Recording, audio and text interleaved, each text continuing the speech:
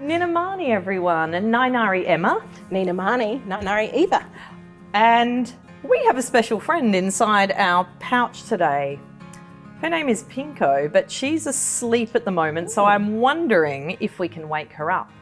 Now, if you've come to Young Explorers in the museum, you know we wake her up by counting to 3, 1, 2, 3, and calling out, "Wake up, Pinko!" But I was thinking today, maybe we can learn how to count to 3 in Ghana. So Eva, we're going to need your help. Okay, I can help. What's number 1? Kuma. Kuma. Yep, 1. Kuma. Kuma. 2? Purlaityi. Purlaityi. That's tricky. We might need to try that again. Purlaityi. Yep. Purlaityi. And what's number 3? Marnkutyi. Marnkutyi. Should we try them Yep. all together? Kuma, Purlaityi, Marnkutyi. So let's do it together and then call out, "Wake up, Pinko," and see if we can get her out of her pouch. Are you ready? Ready. Kuma, Purlaityi, Marnkutyi. Wake up, Pinko! Let me have a look and see if she's wiggling. I can see her. I think I can see her Oh, wiggling. she's definitely wiggling. Come on out, Pinko. Here she comes. I can see her long furry ear. Or Yuri. Yuri. That's and right. her eye. Mina. Mina. That's right. And her nose. Mudla.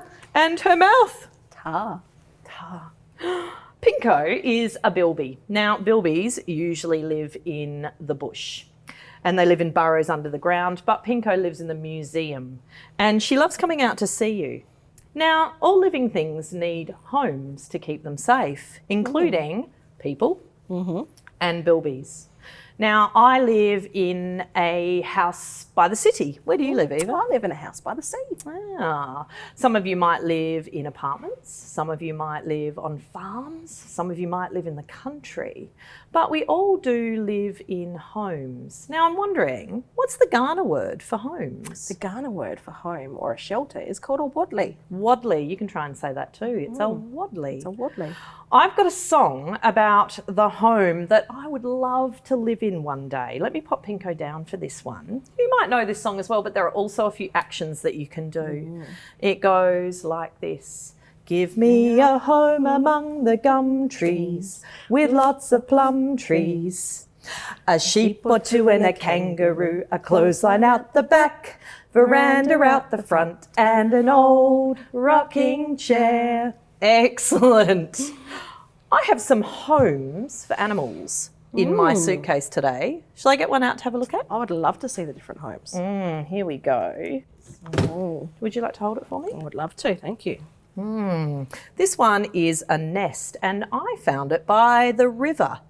And the Ghana word for river is purry. Purry. And there's a special river in Adelaide called Purry. You might know it as the River Torrens. Oh, it's just down the hill from the museum here. So that means river of the red gum tree. Right, well this nest was found in a red gum and it would have had a bird in it. We're not entirely sure which type of bird, but probably quite a small one, judging by the size of the nest. Let me get something else out from my case.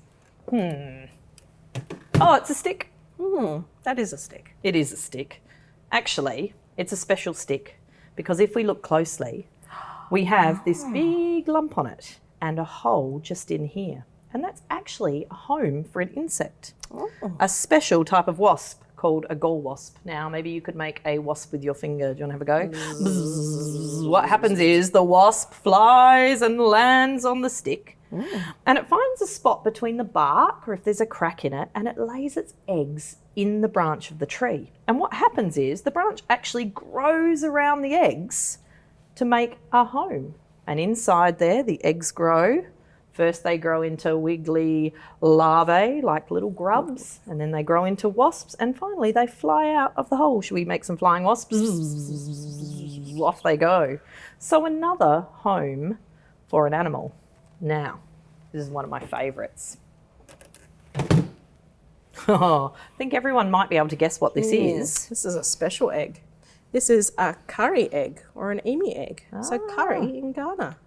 That's the name for emu. Now this egg's a little bit big for this nest, but I think it might fit just nicely in there. Oh, look at that. It does fit nicely, but I don't imagine the emu would have a lot of room when it hatches out. That's not a real emu nest. No, no.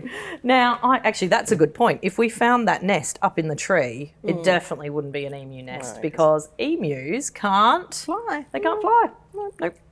I have another special wadli to show you. It's a very small one.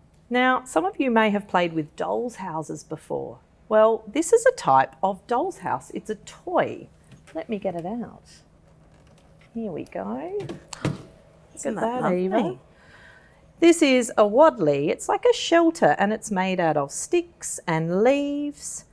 And Aboriginal people sometimes make these in the bush for shelter to keep them safe. This one here is a toy, and Pinko has a toy that she loves to play with. It's this tiny bilby. Let's have a look, Pinko. Does it fit inside it? Let's have a look. Oh, look at that. Look, it's a pinko wadli. It is a Pinko wadli. There we Isn't go. that fabulous? Before we go today, Eva and I have a rhyme to teach you, and we can use our hands to do this. First, can you put your hands together like a big sort of bowl? And then can we put one hand behind the other, a bit like a fist like this? And now can you make a little hole like this? And then hands above your head. And the rhyme goes like this. Here is a nest for a magpie. Here is a hive for some bees. Bzzz. Here is a burrow for a bilby. And here is a home for me. Should we do it one more time? Yes, one more time. Here is a nest for a magpie. Here is a hive for some bees. Bzzz. Here is a burrow for a bilby. And here is a home for me. That's all we've got time for today. It's been so lovely visiting you. Yeah, so Nighalia, thank you. Thanks, everyone. And Nakatha, see you later. Nakatha.